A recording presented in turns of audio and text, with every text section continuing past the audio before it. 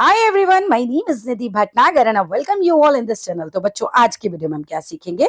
आज हम करने वाले हैं द फ्रेंच रेवोल्यूशन, जो कि क्लास 9th का हिस्ट्री का चैप्टर है, उसका पार्ट 2। पार्ट 1 नहीं देखा है तो जरूर देखिएगा। मैं शॉर्ट में बता देती हूँ हमने पार्ट 1 में क्या क्या सीखा था। देखो, पार्ट 1 में हमने देखा कि हमारी जो कहानी शुरू होती है वो शुरू होती है 14 जुलाई 1789 की सुबह से, जब पेरिस में सड़कों पर लोग उतर आए हैं और लोगों में एक अफवाह फैल गई है कि भाई राजा जो है वो अपनी सेना भेजने वाला है और पब्लिक के ऊपर हमला करवाने वाला है। अब 7,000 आदमी और औरतें इकट्ठी हो जाती है टाउन हॉल के सामने और डिसाइड करते हैं कि हम भी अपनी जन सेना बनाएंगे, हम अपनी मिलिटा बनाएंगे, अपनी लोगों की एक तरीके से सेना बनाएंगे। अब लोगों को सेना बनाने के लिए हथियारों की जरूरत है। वो जाते हैं और जाके बेस्टाइल के किले में, जो जेल होती है, मतलब बेस्टाइल का किला तोड़ देते हैं। वहां की जेल में 7 कैदी होते हैं। वो 7 कैदियों को भी छुड़ा लिया जाता है और वो जेल में हमला क्यों करते हैं? क्योंकि उनको लग रहा है कि वहां उन्हें हथियार मिल जाएंगे। अभी युद्ध लड़ना है तो हथियारों की भी जरूरत होगी, तो वो हथियारों की वजह से वहां पर हमला करते हैं। फिलहाल 7 कैदी छुड़ा लिए जाते हैं। अब बेस्टाइल के किले से लोग नफरत करते थे, बिकॉज राजा से नफरत करते थे, राजा की डेस्पोटिक पावर, राजा की निरकुंज शक्तियों से नफरत करते थे। बिकॉज देखो, राजा की शक्ति पर कोई अंकुश नहीं है। राजा ने कह दिया मार दो तो मार दो, राजा ने कहा इसको फांसी चढ़ा दो तो चढ़ा दो। लोग नफरत करने लगे थे। राजा टैक्स बढ़ा रहा था, बहुत कुछ चल रहा था उस समय। अभी आगे चैप्टर में पढ़ेंगे। क्योंकि लोग नफरत करते थे, जो फोर्टाइज, जो हमारा किला है बेस्टाइल का, जब वो गिरा दिया जाता है तो उसके जो पत्थर होते हैं वो भी मार्केट में बिकते हैं। लोग उन्हें खरीदते हैं निशानी की तरह कि हमने वो किला गिराया था। अब ये जब हिस्टोरियंस इस दिन को देखते हैं तो वो देखते हैं कि उस दिन के बाद बहुत सारे इवेंट्स हुए और बहुत सारे दंगे भी हुए उसके बाद पेरिस वगैरह में। इवन कंट्री साइड में भी, गांव ग्राम में बहुत दंगे होते हैं। लोगों में बहुत ज्यादा गुस्सा होता है। जो ब्रेड, उनका बेसिक खाना है, वो भी उसका प्राइस बहुत ज्यादा बढ़ जाता है, उसके लिए भी लोग बहुत प्रोटेस्ट करते हैं। एंड फाइनली जब हिस्टोरियंस देखते हैं तो वो देखते हैं कि उस दिन से लेकर बहुत सारे इवेंट्स होते हैं और फाइनली कहानी में ये होता है कि राजा को मार दिया जाता है। ठीक है, लेकिन लोगों को भी उम्मीद नहीं थी जब ये सब स्टार्ट हुआ था कि भाई राजा को मार दिया जाएगा। अब ये कहानी का पहला पेज था जो फ्लैशबैक में चल रहा था। हमने देखा कि फ्रांस की जो सोसाइटी है, अगले पार्ट में हमने देखा था, मतलब फर्स्ट पार्ट के फर्स्ट सेकंड पेज पे हम कह सकते हैं, पेज नंबर 4 आपकी हिस्ट्री की बुक के। उससे हमने देखा कि एक 20 साल का जवान सा लड़का गद्दी पर बैठता है। बर्बन फैमिली का होता है वो, 1774 में गद्दी पर बैठता है। जब वो गद्दी पर बैठता है, उसकी शादी होती है मैरी एंटोनिएट से। अब मैरी एंटोनिएट भी प्रिंसेस होती है, उनके अपने अलग बड़े खर्चे होते हैं। अब राजा देखता है खजाना खाली है। खजाना खाली क्यों होता है? कुछ 3 रीजंस बता रखे हैं, उसे ध्यान से समझ के जाना। एक तो फ्रांस में चल रही थी बहुत टाइम से वॉर। इसकी वजह से जब वॉर चल रही होती है तो आपके खर्चे बहुत ज्यादा बढ़ जाते हैं। राजा के बहुत ज्यादा खर्चे थे, फाइनेंशियल रिसोर्सेज जितने भी फ्रांस के थे वो सारे ड्रेन हो गए थे। दूसरा आपको बता रखा है कि भाई इतने बड़े महल में रहते थे तो उस वर्साय के महल को सजाने धजाने में, उसकी शान और शौकत को बनाए रखने में खर्चा बहुत हो जाता था। तीसरा बता रखा है कि लुइस 16 जब गद्दी पर बैठते हैं तो अमेरिकन कॉलोनीज, 13 अमेरिकन कॉलोनीज को वो इंडिपेंडेंस दिलाने का जो है हेल्प करते हैं। इंडिपेंडेंस दिलाने में किससे इंडिपेंडेंस दिलानी है? कॉमन एनिमी ब्रिटेन से इनको इंडिपेंडेंस दिलानी होती है। यानी कि फ्रांस का एनिमी भी ब्रिटेन होता है और यहाँ हमारी अमेरिकन कॉलोनीज भी उनका भी दुश्मन ब्रिटेन है, तो ये मदद करते हैं। मदद करने में इनका उधारा हो जाता है बहुत ज्यादा। ठीक है, अब उधारा उतारने के लिए क्या करना पड़ता है? लोगों पे टैक्स लगाने का आप सोचते हैं। अब टैक्स क्या खुद लगा सकते थे? नहीं, टैक्स लगाने के लिए फर्स्ट स्टेट और सेकंड स्टेट की मीटिंग बिठानी पड़ती थी। बहुत कुछ चलता था। अब लोगों में अब वहां यहाँ ये भी फैलती है कि भाई राजा जो है, आगे जाके आप पढ़ोगे कि राजा जो है वो टैक्स लगाने वाला है, इसलिए भी लोग आ जाते हैं सड़कों पर। फिलहाल अब बात करते हैं हमारा जो ओल्ड रिजीम था, 1789 के पहले का जो टाइम था, उसमें क्या था? 3 स्टेट्स में जो है हमारा समाज बटा हुआ था। क्लर्जी फर्स्ट स्टेट में आते थे जो टैक्स लेते थे। ठीक है, उसमें कौन लोग आते थे? जैसे चर्च के लोग, बिशप, पादरी वगैरह हम जिसे बोल सकते हैं, वो लोग आते थे। दूसरी कैटेगरी आती थी नोबिलिटी की, राजा, राजा की फैमिली, इस तरह के बड़े बड़े लोग आ जाते थे। लेकिन थर्ड स्टेट में आते थे बिग बिजनेसमैन, मर्चेंट्स, कोर्ट के officers, lawyers, peasant, artisans, small peasants, landlord, labours, servants वगैरह, ये सब आते थे। अब पहला जो स्टेट है यानी क्लर्जी वाला, और सेकंड स्टेट है नोबिलिटी वाला, ये दोनों की इन लोगों को टैक्स मिलता था, जबकि जो थर्ड स्टेट के लोग हैं वो अकेले टैक्स भरते थे। यहाँ पर टैक्स भी ऐसा नहीं कि एक आधा टैक्स लगाया जा रहा है। यहाँ पे चर्च में टैक्स जो दिया जाता था वो था टेथ, यानी अगर आपने टेथ मतलब 10वां भाग, आपने 200 किलो गेहूं उगाया तो 20 किलो आपको चर्च को देना है। क्या अकेला ये टैक्स था? नहीं भाई, इसके अलावा डायरेक्ट टैक्स भी पे करने पड़ते थे गवर्नमेंट को, लोगों को। इसके अलावा डायरेक्ट टैक्स का नाम है टेले। ठीक है, टले नाम का टैक्स दिया जाता था। इसके अलावा आपने जो भी सामान खरीदा, लाइक तंबाकू का उदाहरण दिया, नमक का उदाहरण दिया, उस पर भी टैक्स देना पड़ता था। अब ये सब तो चल ही रहा था, टैक्स से तो लोग परेशान हो ही चुके थे। फिर आता है यहाँ पर एक पॉइंट हमारा 1.1, जिसे पेज नंबर 5 पर दिया गया आपकी बुक में, कि स्ट्रगल के लिए लोग सर्वाइव कर रहे हैं, जीने का संघर्ष चल रहा है। यहाँ हो रहा है कि भाई एकदम से जनसंख्या बढ़ जाती है। 1715 में 1715 में 23 मिलियन जो थी वो 1789 में जाकर 28 मिलियन हो जाती है। अब इतने सारी पब्लिक बढ़ जाती है तो डिमांड ऑफ फूड ग्रेन्स भी बढ़ जाती है। अब इतनी फूड तो आप अचानक से उगा नहीं पाते, तो वो चीजें हो जाती हैं बहुत महंगी। अब यहाँ ये दिखाया गया है कि जो उनकी स्टेपल डाइट थी, लोगों का मुख्य खाना था, वो भी लोगों को मिल नहीं पा रहा था। ज्यादातर वर्कर्स जो थे, लेबरर्स वर्कशॉप में काम करते थे, और उनके वजह से सेम ही रहे। मान लो उन्हें 20 रुपए मिल रहे तो 20 ही मिल रहा है, खर्चा बढ़ा जा रहा है, बढ़ा जा रहा है। यहाँ पर परेशान होकर लोगों ने हमला भी बोला था बहुत जगह, और सब्सिस्टेंस क्राइसिस वाली स्थिति आ गई थी, यानी कि आपको अपनी बेसिक मीन्स भी नहीं मिल पा रही थी। अब आगे आता है हमारा जो आता है 1.3 पॉइंट पे, पेज नंबर 6 पे आपने पढ़ा था कि एक ग्रोइंग मिडिल क्लास आ जाती है। पहले तो बिल्कुल गरीब या बिल्कुल अमीर ही लोग थे, लेकिन धीरे धीरे ग्रोइंग मिडिल क्लास आ जाती है। कुछ लोग व्यापार करने लग जाते हैं, वूल का व्यापार या सिल्क का व्यापार, इस तरह के व्यापार करते हैं, और उनका सामान या तो देश के बाहर बिकने जाता है या देश के अमीर लोग उसे खरीद लेते हैं, और इस तरीके से धीरे धीरे उन पे पैसा आता है, वो अपने बच्चों को पढ़ाते हैं, और बुद्धि आने लगती है, हम जिसे कह सकते हैं। और वो ग्रोइंग मिडिल क्लास ये सोचने लगती है कि कुछ ही लोगों को विशेष अधिकार क्यों मिले हैं। ठीक है, यहाँ जिक्र किया गया है जॉन लॉक रूसो का भी, और यहाँ पे जो जॉक रूसो और जॉन लॉक दो अलग अलग लोग हैं। जॉन लॉक और जो जॉक रूसो, इन लोगों का भी, जीन जॉक रूसो भी पढ़ते हुए जिसे, इन लोगों का भी जिक्र किया गया। इन लोगों ने भी यही कहा था कि भाई किसी को भी एक विशेष अधिकार क्यों दिया जाता है। यहाँ मॉन्टेस्क्यू का जिक्र किया गया था उस पेज पर, पेज नंबर 7 पर, जहां लिखा गया कि मॉन्टेस्क्यू ने द स्पिरिट ऑफ लॉज में कहा कि पावर तो डिवाइड होनी चाहिए, लेजिस्लेटिव और एग्जीक्यूटिव जुडिशरी में। ये जब पावर का डिवीजन की बात आई, तो जब हमारा ये मॉडल है पावर के डिवीजन वाला मॉन्टेस्क्यू का, जब यूएसए की 13 कॉलोनीज ने खुद को इंडिपेंडेंट करा लिया ब्रिटेन से, तब उन्होंने वहां पर इस तरह की गवर्नमेंट अपनी बनाई, ऐसा कॉन्स्टिट्यूशन बनाया होगा। फाइनली जब वहां बन जाता है तो फ्रांस के थिंकर्स भी सोचने लगते हैं, राजनीतिक थिंकर, कि क्यों हमारे यहाँ नहीं बन सकता, ये हम भी बना सकते हैं। इस तरह से धीरे धीरे, और फिर एक कहानी आती है कि आगे लोगों में अफवाह फैल जाती है कि भैया अपने खर्चे पूरे करने के लिए हमारा जो राजा है वो प्लान कर रहा है टैक्स और बढ़ाने का। पहले ही लोग परेशान है, खाने को नहीं है, टैक्सेस चल रहे हैं, और राजा के ऊपर इतना गुस्सा लोग करने लगते हैं, प्रोटेस्ट करने लगते हैं। अब आज का टॉपिक स्टार्ट होता है, द आउटब्रेक ऑफ रेवोल्यूशन। कहानी पीछे से समझ में आ गई, आई होप अच्छे से कनेक्ट कर पा रहे होगे। अब पढ़ते हैं धीरे धीरे। अभी तो मैंने बहुत जल्दी जल्दी क्वेश्चन, मतलब कहानी तुम्हें बताई है, पीछे की जो हमने ऑलरेडी डिटेल में एक्सप्लेनेशन कर रखी थी। Louis 16 had to increases tax. Louis 16 had to increase taxes for reasons you have learned in previous section. अब देखो हमारा लुइस 16 20 साल का बेचारा लड़का, उसको टैक्स बढ़ाना की पड़ रहा था।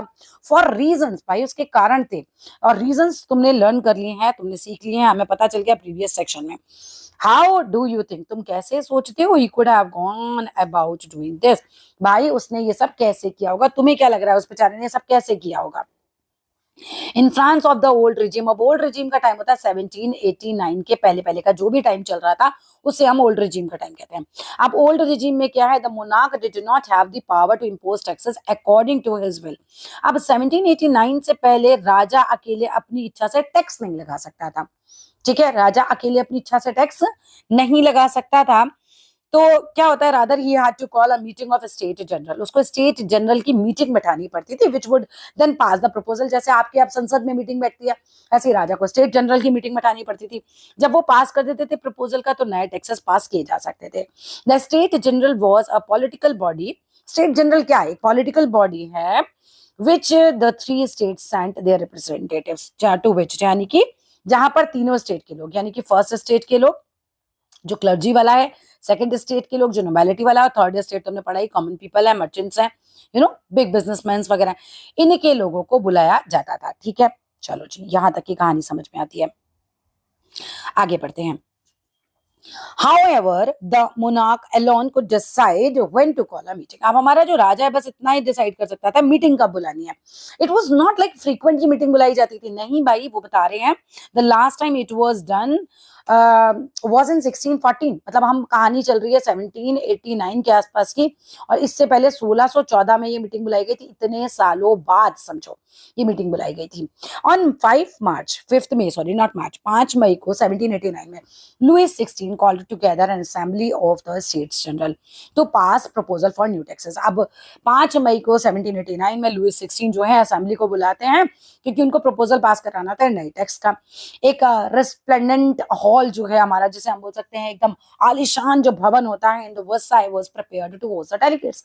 फर्स्ट जन मतलब उसके लोग आ रहे हैं, सेकंड नोबिलिटीज के लोग आ रहे हैं, अब इन स्टेट्स के लोग आ रहे हैं, इवन थर्ड स्टेट के भी लोग आ रहे हैं। अब जब सारे डेलीगेट्स आ रहे हैं तो क्या होता है, आलीशान हॉल को खूब सजाया जाता है। सजाएंगे तो फिर अगेन पैसे आएंगे, पैसे खर्च होंगे। The first and second state sent 300 representatives at. पहले स्टेट के 300 आदमी बैठे यहाँ, दूसरे स्टेट के 300 आदमी आते हैं वो यहाँ बैठे, और तीसरे स्टेट के 600 आदमी पीछे खड़े हो जाते हैं। ये आगे तुम्हें बताया जाएगा। तो 300 लोग भेजे जाते हैं फर्स्ट स्टेट से, second state and 300 representative who were seated in the rows facing each other। राजा का महल देखा है, राजा बैठता है, 300 इधर दाएं हाथ बैठे और 300 बाएं हाथ बैठे, एक दूसरे की तरफ चेहरा करके। महल में ऐसे ही लोग बैठते थे ना, मंत्री लोग बैठते थे। इमेजिन करो राजा के महल में कैसे बैठते थे। राजा राजगद्दी पर बैठा है, महल में कुर्सियां आमने सामने लगी हुई होती थी, रोज बनी हुई होती थी, ऐसे ही बैठे थे। समझ आ रहा है, क्लियर है? चलिए आगे देखते हैं।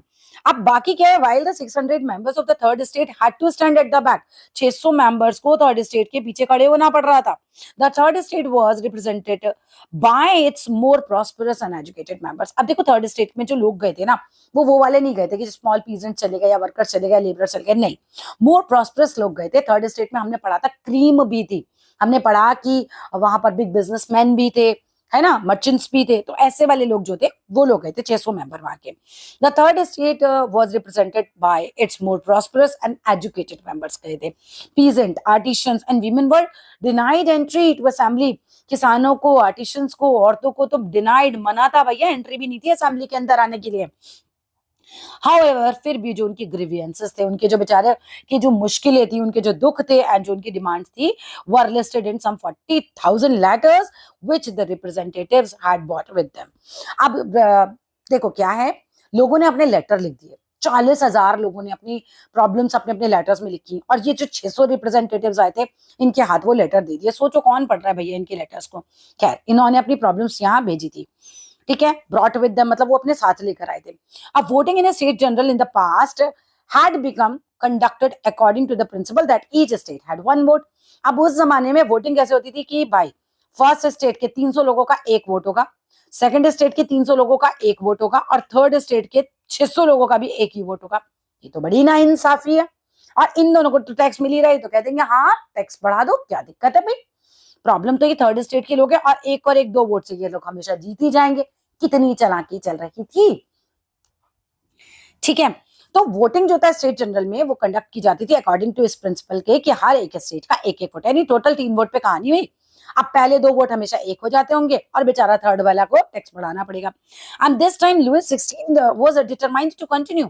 अब इस बार लुइस 16 जो थे उन्होंने दृढ़ निश्चय कर रखा था ये कंटिन्यू करेंगे द सेम प्रैक्टिस, कि भाई ऐसा से ही रहेगा।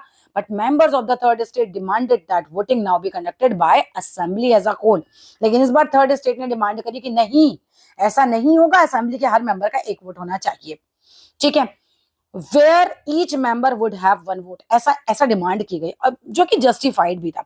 This was one of the democratic principle। भाई ये तो एक डेमोक्रेटिक प्रिंसिपल है, डेमोक्रेसी में हर आदमी को अपना वोट देने का अधिकार है। Put forward by philosophers like Rousseau in his book the social contract. इस तरह के डेमोक्रेटिक प्रिंसिपल्स, यानी कि इस तरह के डेमोक्रेटिक सिद्धांत जिन्हें हम कह सकते हैं, वो रूसो जैसे फिलोसोफर्स अपनी किताब सोशल कॉन्ट्रैक्ट में लिखते भी हैं, उनके द्वारा लोगों को पता भी चलता है।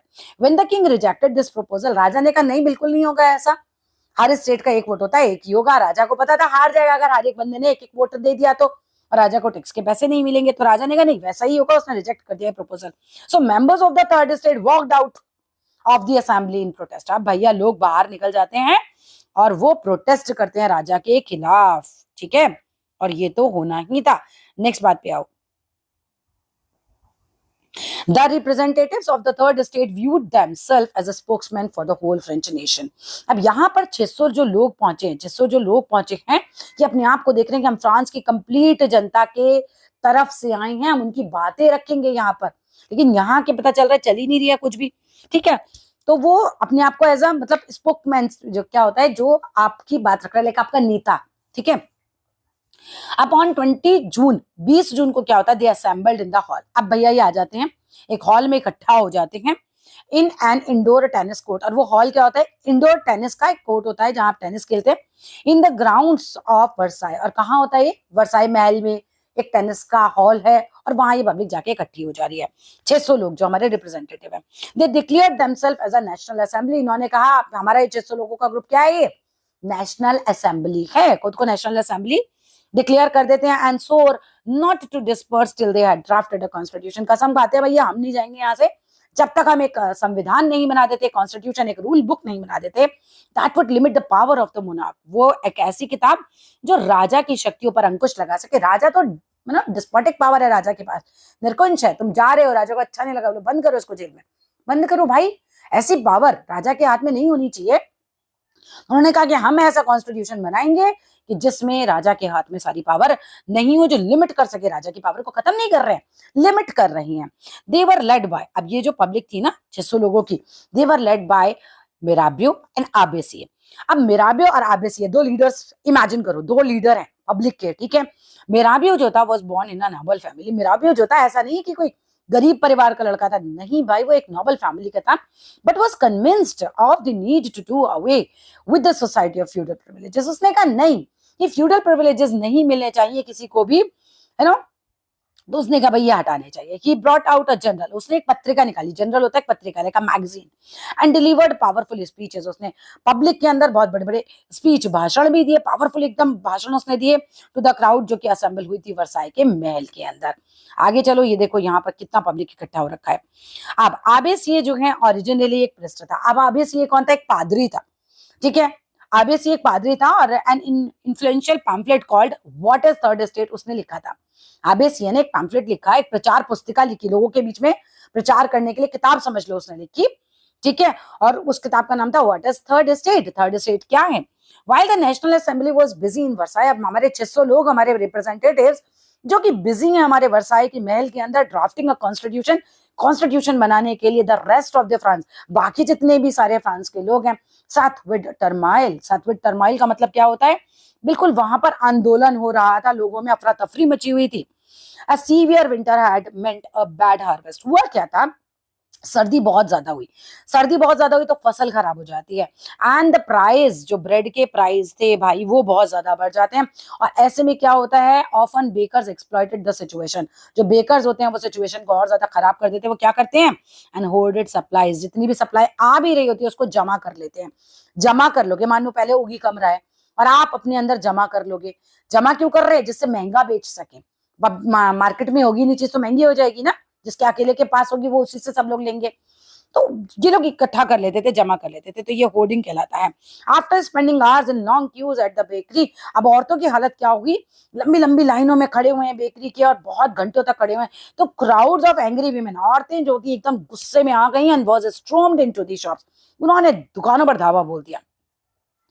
अब क्या होता है, दुकानों पर धावा बोल दिया। At the same time the king order the troop, अब उसी समय जब औरतों ने दुकानों पर धावा बोला हुआ है, कनेक्ट करो हमारी फर्स्ट स्टोरी जो हमने फर्स्ट पार्ट में पढ़ा था, है ना, कि लोग सड़कों पर उतर रहे हैं। तो उसी समय राजा जो है ऑर्डर देते हैं ट्रूप्स को टू मूव इनटू पेरिस, कि पेरिस में जाइए आप। On 14th July the agitated crowd, गुस्से में आया हुआ जो क्राउड होता है, स्ट्रोम्ड एंड डिस्ट्रॉयड द बेस्टाइल। अब वो क्या करता है कि पूरा का पूरा धावा बोलते थे। स्ट्रोम्ड मींस धावा बोलते ना, डिस्ट्रॉय मींस पूरा बर्बाद कर देना। तो बेस्टाइल को पूरा किले को तोड़ दिया जाता है।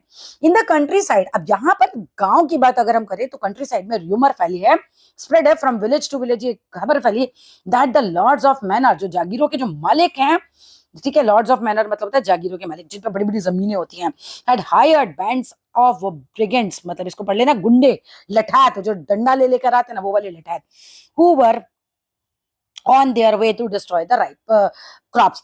अब एक खबर फैली गांव की साइड में, क्या खबर फैली, कि जो लठैत हैं, जो हमारे जागीरदार हैं, उनके जो गुंडे हैं, लठैत हैं, वो पकी हुई फसलों को बर्बाद करने आ रहे हैं। भाई किसान आदमी, उसकी फसलें, मतलब उसके लिए तो जान है वो उसकी, आप उसे बर्बाद करने आओगे तो पब्लिक तो वैसे ही मारेगी पीटेगी। अब caught in a frenzy of fear, frenzy of fear मतलब भय से आतंकित होकर, पीजेंट इन सेवरल डिस्ट्रिक्ट क्या करते हैं, सीज कर लेते हैं होज एंड पिचफॉक्स एंड अटैक कर देते हैं शैडो पे। इसमें बढ़ेंगे शैडो। शैडो होता है गांव में जो किले होते हैं, बड़े बड़े लोगों के, अमीरों के महल हुए, किले हुए, उनको बोला जाता है। तो वहां पर ये लोग जाके हमला बोल देते हैं, है ना। इनको गुस्सा आ रहा है कि यार इनके गुंडे आ रहे हैं, इससे पहले हम हमला कर दें, तो ये लोग हमला करने पहुंच जाते हैं। दे लूटेड होर्डेड ग्रेन्स, और यहाँ पर इन बड़े बड़े किलों के अंदर गांव में जो बड़े बड़े घर होते हैं जिन्होंने ग्रेन्स को होल्ड करके रखा होता है, जमाखोरी करके रखी होती है, वो जाके क्या कर लेते हैं, उनको लूट लेते हैं एंड बर्न्ट डाउन डॉक्यूमेंट्स, और डॉक्यूमेंट्स को जला डालते हैं जो कि containing records of manorial dues. Manorial dues क्या होते हैं भाई, देखो मनोरियल ड्यूज होते हैं जैसे किसी ने गांव में कर्जा लिया किसी से, तो जो कर्ज देता है वो अपने कागजात बना के रखता है कि मैंने इसको इतना कर्जा दिया इतना, तो ऐसे वाले जितने कागजात लोगों को मिलता है वो भी उसको भी जला डालते हैं। A large number of nobles flood from their homes, बहुत सारे जो नोबल पीपल होते हैं वो घरों से भाग जाते हैं, many of them migrating to neighbouring countries, और बहुत सारे तो पास की कंट्रीज में भाग जाते हैं। ठीक है, मतलब ये समझो कि इन्होंने हालत खराब कर दी थी पब्लिक ने, नोबल लोगों की भी, तो ये लोग भाग जाते हैं पास की कंट्रीज तक में। अब faced with the power of revolting subject, अब राजा जो है पहिया दिखता है, फेस करता है भाई ये तो मेरे से तो मतलब संभल ही नहीं रही है, 20 साल का राजा है बेचारा, सोच के देखो।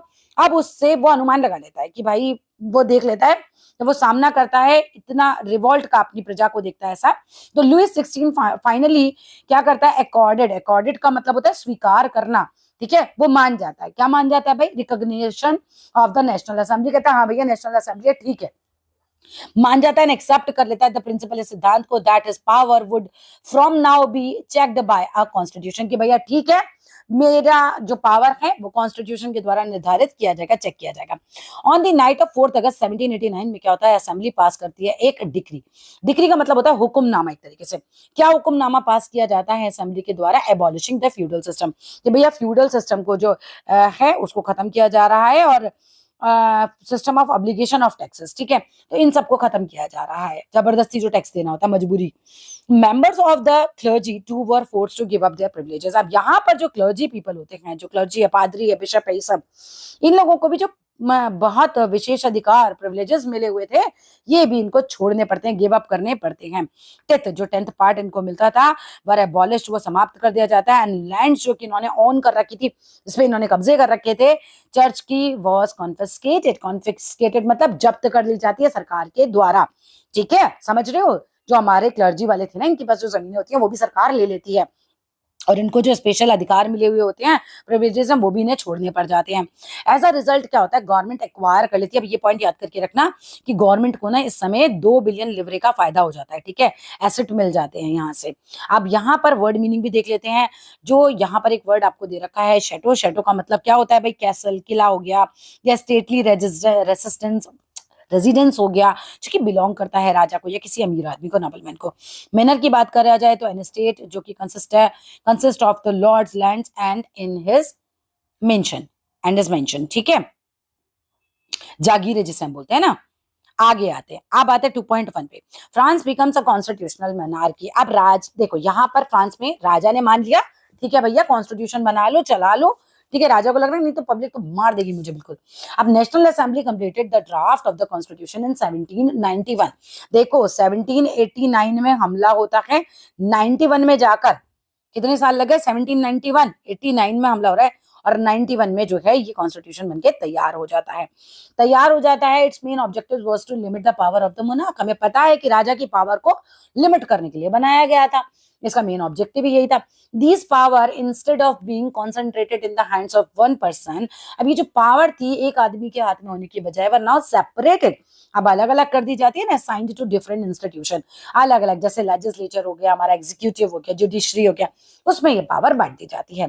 This made France a constitutional monarchy, France इस तरीके से कॉन्स्टिट्यूशनल मोनार्की बन जाता है, यानी कि कॉन्स्टिट्यूशन वाला साम्राज्य बन जाता है। आगे चलिए, अब एक्सप्लेन करना है पॉलिटिकल सिस्टम कैसा चल रहा है। देखो यहाँ पर ये जो आपको पूरा पिक्चर दिखा रखा है, इसको पढ़ना है भाई, वहां पे मैं थोड़ा थोड़ा मेन बता देती हूँ इसके अंदर से।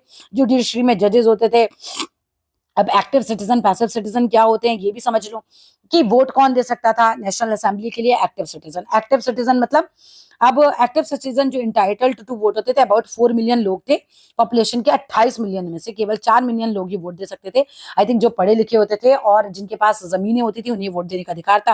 पैसिव सिटीजन जो है 3 मिलियन लोग जो है नो वोटिंग राइट थे, अबाउट 3 मिलियन मैन को, और विमेन और चिल्ड्रन को, और जो यूथ था 25 साल से कम, वो भी पैसिव सिटीजन में आता था, उसको भी वोट देने का अधिकार नहीं था। जो लोग वोट देते थे वो वोट किसको देते थे? इलेक्टर्स को। यानी 50,000 लोगों को वोट दिए गए, 50,000 लोगों को पब्लिक जो एक्टिव सिटीजन है उन्होंने वोट दिए, और उन 50,000 लोगों ने 745 मेंबर्स को नेशनल असेंबली के चुन लिया, और इससे नेशनल असेंबली बनाई गई थी।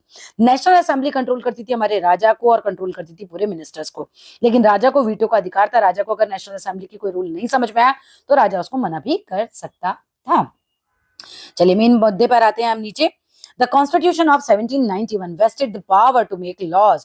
अब कॉन्स्टिट्यूशन जो है 1791 में जो बना, उसे सौंप दी गई पावर कि आप इस कॉन्स्टिट्यूशन से लॉ बनाइए, make the law in the national assembly which was indirectly elected. मतलब 745 लोग जो इनडायरेक्टली इलेक्ट किए गए थे, हमने यहाँ पढ़ा ऊपर 745 लोग है ना फाइनली बने थे, तो इन लोगों को कानून बनाने थे अब, विच वाज इनडायरेक्टली इलेक्टेड हुए, क्योंकि पहले तो डायरेक्टली 50,000 लोग हुए इलेक्ट, ठीक है, एक्टिव सिटीजन्स के द्वारा, और उसके बाद 745 मेंबर इलेक्ट होते हैं। That is citizens voted for a group of electors, यानी वो सिटीजन है जिन्हें इलेक्टर्स के द्वारा चुना गया था, वो इन टर्न चूज करते हैं असेंबली को। मतलब पहले इलेक्टर्स चुने गए, फिर वो नेशनल असेंबली के सदस्य को चुनते हैं। ओनली, जो मैंने ऊपर पिक्चर में समझाया, only man above 25 years of age who paid taxes equal to at least 3 days of labour wages. भाई देखो, केवल एक तो पहले 25 साल से ऊपर का आदमी होना चाहिए, है ना, वोट देने के लिए। फिर वो अपना जो भी कमा रहा है उसका 3 दिन का लेबर वेजेस जो है वो टैक्स में पे कर रहा हो, वो एक्टिव सिटीजन माना जाता था। And that they were entitled to vote, और उनको वोट देने का अधिकार था। ना तो औरतों को अधिकार था, जो रिमेनिंग मैन है, यानी गरीब आदमी जो टैक्स नहीं पे कर रहा है या 25 साल से नीचे का है, वो भी वोट नहीं दे सकता था। ऑल विमेन को अधिकार ही नहीं था, एक भी औरत को अधिकार नहीं था। एंड ये लोग माने जाते थे classified as a passive citizen. To qualify as an elector, अगर आपको चुने जाने के लिए खड़े होना है, ठीक है, जैसे मंत्री खड़े होते हैं, मंत्री मींस कॉमन पीपल खड़े होते हैं, फिर वो मंत्री बनते हैं। अगर आपको इलेक्टर्स भी चुनने जाना है तो क्या करना है? क्वालिफाई करना है an elector and then member of assembly. Man had to belong to the highest brackets of tax payer. कौन लोग वोटिंग के लिए खड़े हो सकते थे? कि जिनको वोट मिले, जो सबसे ज्यादा समाज में टैक्स पे कर रहे थे, वो लोग खड़े होते थे। जैसे तुम्हारे यहाँ बड़े बड़े लोग खड़े होते हैं चुनाव के अंदर, तो वहां पे क्या था, बड़े बड़े लोग क्या, हमारे यहाँ तो क्या, देखो आजादी है, कोई भी खड़े हो सकता है, लेकिन उस जमाने में क्या था कि जो लोग सबसे ज्यादा टैक्स पे करते थे वही खड़े हो सकते थे, वह ना, पोस्ट के लिए। आगे आ जाओ, यहाँ एक पिक्चर दिखा रखी है, इसमें क्या है? The declaration of right of man and citizens का, कि भाई इंसान को और नागरिकों को क्या अधिकार था। ये पेंटिंग बनाई थी ला बार्बियर ने 1719 में। भाई पिक्चर बेस्ड क्वेश्चन आते हैं, ध्यान से समझ लेना। इसमें डिक्लेरेशन ऑफ राइट दिखा रखा है, लोगों को क्या क्या अधिकार मिले, बनाया ना constitution. The constitution begin with the declaration of right. अब जब कॉन्स्टिट्यूशन हमारा स्टार्ट होता है तो उसमें होते हैं सबसे पहले लिखे हुए लोगों के अधिकार लिखे होते हैं शुरुआत में, कि है ना, right such as the right to life है, फ्रीडम ऑफ स्पीच है लोगों के पास, फ्रीडम ऑफ ओपिनियन है, लोग अपनी राय रख सकते थे, इक्वालिटी बिफोर लॉ है, एंड ये सब स्टैब्लिश किए गए एज नेचुरल एंड इनएलिएनेबल। मतलब कि अगर आप पैदा हुए हो फ्रांस में तो आपको नेचुरली ये राइट मिलेंगे, और इनएलिएनेबल है, आपसे ये कोई अधिकार ले नहीं सकता। They belong to each human being by birth, मतलब हर एक को बाय बर्थ ये राइट मिल जाएंगे, and could not be taken away, लोगों से छीने नहीं जा सकते। It was a duty of the state to protect these each citizens natural right. अब ये किसकी ड्यूटी बन जाती है? राज्य की, स्टेट की, सरकार की ड्यूटी बन जाती है कि हर एक सिटीजन के राइट को जो है वो, मतलब उसको प्रोटेक्ट करके दिया जाए, प्रोटेक्ट किया जाए। अब आते हैं हम सोर्स के ऊपर। The revolutionary journalist Jean Paul, या जॉन पॉल दे रखा है हिंदी मीडियम की बुक्स में, इससे जीन पॉल आपकी स्पेलिंग में आप पढ़ सकते हो। जीन पॉल जो है मरा, ठीक है, कमेंटेड इन इस न्यूज़पेपर, अपने न्यूज़पेपर में कमेंट करते हैं, और न्यूज़पेपर का नाम क्या दे रखा है? लामी द पल्प, जिसका मतलब होता है जनता का मित्र। उसमें वो क्या लिखते हैं? On the constitution drafted by the national assembly. जो नेशनल असेंबली में कॉन्स्टिट्यूशन लिखा गया था ना, उसके ऊपर वो कुछ अपनी टिप्पणी करते हैं, अपना कुछ विचार प्रस्तुत करते हैं। क्या कहते हैं? The task of representing the people has been given to rich. भाई जनता का प्रतिनिधित्व करने का कार्यभार तो अमीरों को ही सौंप दिया गया है, क्योंकि नेशनल असेंबली के लिए कौन लोग खड़े हो सकते थे? जो सबसे ज्यादा टैक्स पे करते हैं। वो ये कहते हैं कि जनता का जो प्रतिनिधित्व, रिप्रेजेंट करने का जो अधिकार है, वो तो केवल रिच लोगों को दे दिया गया। Lot of the poor and oppressed will never be improved by peaceful means alone। तो भाई वो कहते हैं कि गरीब और शोषित लोग जो हैं, उनकी दशा में तो केवल शांतिपूर्ण तरीके से कोई भी सुधार हो नहीं सकता, कोई भी सुधार, वो चीजें, शांतिपूर्ण चीजें नहीं कर सकती। Here we have absolute proof. अब यहाँ पर हमारे पास एकदम एब्सोल्यूट एक प्रमाण है, एक प्रूफ है of how wealth influence the law, किस तरीके से जो धन है, वेल्थ है, वो लॉ को, कानून को भी प्रभावित करता है, क्योंकि धनी लोगों के हाथ में आ गया आप कानून बनाना। समझ रहे हो मेरी बात? And then when they have managed to cast off the yoke of the aristocrats they will do the same to the other owners of the wealth. यानी कि फिर भी ये कानून तभी तक चलेंगे जब तक लोग इन्हें मानेंगे। वो कहते हैं जिस तरह कुलीन लोग जो थे, अमीर लोग जो थे, नॉबल्स जो थे, उनके द्वारा लादे गए जो थे जुए को उतार फेंका गया था, एक दिन यही हश्र वो कहते हैं अमीरों का भी करेंगे। सोर्स में से बहुत ज्यादा कुछ इंपॉर्टेंट नहीं है, ज्यादा दिमाग मत लगाना, बस इनकी तस्वीर याद कर लेना और ये देख लेना ये है कौन। चलो जी, coming to the next page which is very important, reading political symbols. अब हमको पढ़ने हैं पॉलिटिकल सिंबल्स। अब क्या हुआ, पॉलिटिकल सिंबल्स की जरूरत क्यों पड़ी? The majority of man and women in the 18th century could not read and write. बहुत सारे लोग थे अनपढ़ भाई, नहीं पढ़ लिख पाते थे, उनके लिए सिंबल्स बनाए गए। So images and symbols were frequently used. So images को और सिंबल्स को बहुत तेजी से यूज किया जाने लगा। Instead of printing words, print करने की बजाय शब्द को कम्युनिकेट किए गए इंपॉर्टेंट आइडियाज सिंबल्स के द्वारा। द पेंटिंग भी, अब जो पेंटिंग है ला बार्बियर की, वो यूज करती है मैनी सच सिंबल्स को कन्वे करने के लिए। The content of declaration of rights, है ना कि भाई राइट्स हमारे हैं क्या क्या, लोगों को समझाने के लिए, क्योंकि वो लैंग्वेज लिखी हुई पढ़ नहीं सकते थे, तो सिंबल से समझा रहे हैं। चलो let us try to read this symbols. ये सिंबल्स पे क्वेश्चन आएंगे, बहुत इंपॉर्टेंट है, बड़े ध्यान से समझना।